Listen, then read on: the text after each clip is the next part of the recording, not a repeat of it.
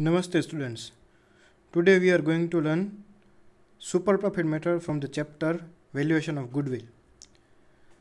Super profit method માં કઈ વસ્તુનો યુઝ કરવો પડે તો આપણે ટેક્સ્ટ બુકમાં અમુક વાત આપી છે કે in this method capital employed by the business, expected rate of return, expected profit, average profit are used for super profit. તો કે આ મેથડમાં આટલી વસ્તુનો યુઝ કરવાનો છે. મેઇન આ મેથડનો જે કન્સેપ્ટ છે એ કઈ લાઇન ઉપર બેઝ છે તો છે અહીંયા અંડરલાઇન કરીને તમને દેખાડ્યું છે મેં. તો access of average profit over the expected profit is called super profit.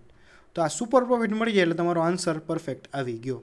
બરાબર. શું પાછું વાત કરું છું? Access of average profit over expected profit.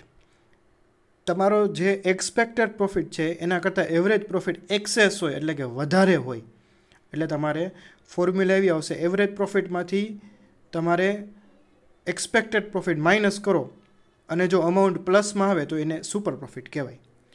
So when business earn excess profit over average profit then the amount of excess profit is called super profit. બરાબર. આ explain કરીને આપ્યું છે કે કોઈ પણ બિઝનેસ પોતાના એવરેજ પ્રોફિટ છે, વધારાનો એવરેજ પ્રોફિટ છે એટલે કે એક્સપેક્ટેડ પ્રોફિટ કરતાં વધારે કમાય તો એ જે પ્રોફિટ છે એને સુપર પ્રોફિટ કહેવાય.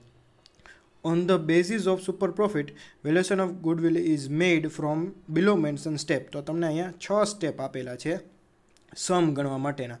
આ 6 સ્ટેપ તમે યાદ રાખી લ્યો એટલે તમારે ક્યારેય મિસ્ટેક ન થાય. બરાબર. હવે કેવી રીતના છે 6 સ્ટેપ? પહેલાં આપણે સ્ટેપ સમજી લઈએ. તો સૌથી પહેલાં છે કેપિટલ એમ્પ્લોયડ ફાઇન્ડ કરવું પડે. એનું ફોર્મ્યુલા આવી રીતના આપેલું, total asset minus total liability. જો તમને અસેટ અને લાયબિલિટી તમને આપેલી છે, બરાબર, તો બેને આવી રીતના ફોર્મ્યુલાની જેમ મૂકી માઇનસ કરી અને જે આન્સર આવે એ કેપિટલ એમ્પ્લોયડ થાય. અથવા તો તમને સમમાં ડાયરેક્ટ કીધેલું છે capital of the firm is given, સે ફોર એક્ઝામ્પલ 1 લાખ રૂપીસ, તો એ સીધું કેપિટલ એમ્પ્લોયડ જ થઈ ગયું. બરાબર. જે કેપિટલ છે એની જ વાત કરે, total asset minus total asset minus total liability. Okay. Second step છે એક્સપેક્ટેડ રેટ ઓફ રિટર્ન. આ સમની અંદર આપેલું હશે. હમણાં જ્યારે આપણે સમ ગણશું ત્યારે હું તમને દેખાડીશ. આ હંમેશા પર્સન્ટેજ ફોર્મમાં હોય. 10%, 12%, અલગ અલગ પર્સન્ટેજ આપણે સમમાં આપેલા હોય એ પ્રમાણે હોય એક્સપેક્ટેડ રેટ ઓફ રિટર્ન. પછી તમારે કેપિટલ એમ્પ્લોયડ અને એક્સપેક્ટેડ રેટ ઓફ રિટર્નનો યુઝ કરી અને એક્સપેક્ટેડ પ્રોફિટ ફાઇન્ડ કરવો પડશે. બહુ સિમ્પલ છે. Capital employed into expected rate of return upon 100. પાછું રિપીટ કરું છું જે અહીંયા આપ્યું છે, capital employed into expected rate of return divided by 100 એટલે તમને જે મળશે એક્સપેક્ટેડ પ્રોફિટ મળશે.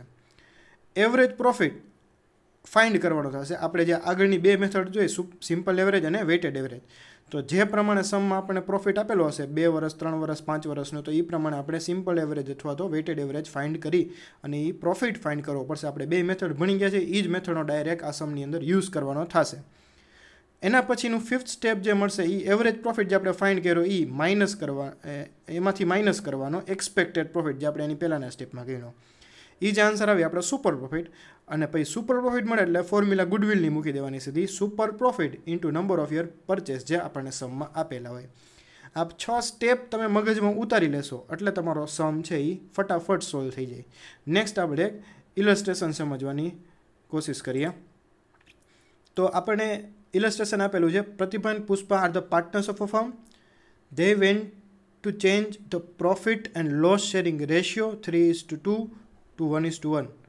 They decided to determine the valuation of goodwill. Okay. આ પ્રોફિટ રેશિયોની એની ઇન્ફોર્મેશન શું કામ આપેલી છે?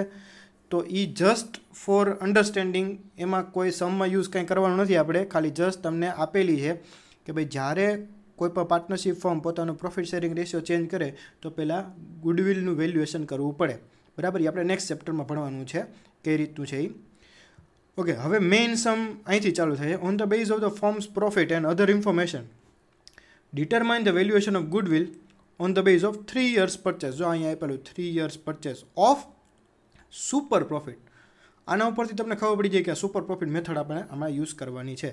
3 years purchase of super profit. Okay. કઈ ડિટેલ આપેલી છે સમમાં? અસેટ આપેલી છે 12 લાખ, લાયબિલિટીઝ આપેલી છે 4 lakh, expected rate of return સીધા પર્સન્ટેજ આપેલા છે આપણે વાત થતી એમ, અને 3 વર્ષનો તમને એકચ્યુઅલ પ્રોફિટ આપેલો છે. શેના માટે? તો કે એવરેજ પ્રોફિટ ફાઇન્ડ કરવા માટે. બરાબર. હવે આપણે નોર્મલી સમ જોયા હતા, જે આગલી બે મેથડમાં એમાં જોયું હતું કે ભાઈ સિક્વન્સ ફોલો થતી હોય એટલે કે કન્ટિન્યુઅસ ઇન્ક્રીઝ કન્ટિન્યુઅસ ડિક્રીઝ હોય તો વેઇટેડ એવરેજ પ્રોફિટ. પણ આમાં એવું નથી, આમાં પ્રોફિટ પહેલાં ઘટે છે પછી વધે છે, તો આપણે સિમ્પલ એવરેજ મેથડ ફાઇન્ડ કરશું. ઓકે, તો એ જ્યારે એવરેજ પ્રોફિટ ફાઇન્ડ કરવાનો આવશે ત્યારે આપણે જોશું. તો આન્સરમાં તમારે આવું એક ટેબલ બનાવવું પડશે. હંમેશા ટેબલ બનાવવું પડશે. પ્રેઝન્ટેશનના માર્ક છે, ટેબલ નહીં બનાવ્યું હોય તો એક્ઝામમાં માર્ક કાપે છે. ટેબલનું હેડિંગ આવું હોવું જોઈએ, statement showing calculation of goodwill, step number, particular અને અમાઉન્ટ રૂપીસ. આવી રીતના હેડિંગ આપીને તમારે ટેબલ બનાવવાનું ચાલુ થાય. એક પછી એક જે આપણે આગળ સ્ટેપ જોયા હતા એ જ સ્ટેપ અહીંયા મૂકવાના છે વિથ કેલ્ક્યુલેશન. તો step number 1, capital employ, total asset minus total liability. જે સમમાં આપેલું છે આપણને 12 લાખ અને 4 લાખ. તો 12 લાખ માઇનસ 4 લાખ કરો, આન્સર નેટ અસેટ તમે એને કહી શકો, અથવા તો કેપિટલ એમ્પ્લોયડ. આપણા સમમાં જે કેપિટલ એમ્પ્લોયડ આપણે કીધું છે એ પ્રમાણે આપણે ફાઇન કર્યું 8 લાખ. 8 લાખ અહીંયા લખી નાખવાના આ answer. Expected rate of return તમને સીધો આમાં આપેલો જ છે 10%, તો એ સીધું લખી નાખ્યું. ત્યારબાદ આ બેનો યુઝ, પહેલું સ્ટેપ અને બીજા સ્ટેપનો યુઝ કરીને આપણે એક્સપેક્ટેડ પ્રોફિટ ફાઇન કરશું. તો capital employed into expected rate of return 8 lakh into 10%, એટલે કે 80,000 આપણને મળે. આ 3 સ્ટેપ ક્લિયર થઈ ગયા બધાને. હવે નેક્સ્ટ સ્ટેપ આપણે કરવાનું છે એવરેજ પ્રોફિટ. જેમ આપણે એવરેજ પ્રોફિટ મેથડમાં કર્યું હતું ને એટલું જ સિમ્પલ છે. 3 યર લખી નાખવાના, 3 યરનો પ્રોફિટ લખી નાખવાનો, 3 યરના પ્રોફિટનો ટોટલ કરવાનો. એવરેજ પ્રોફિટનું ફોર્મ્યુલા મૂકવું પડશે દર વખતે. Total profit divide by number of year, total profit 3,60,000 divide by number of year 3 is equal to average profit is 1,20,000. એને આપણે અહીંયા એવરેજ પ્રોફિટની સામે લખી નાખવાનો.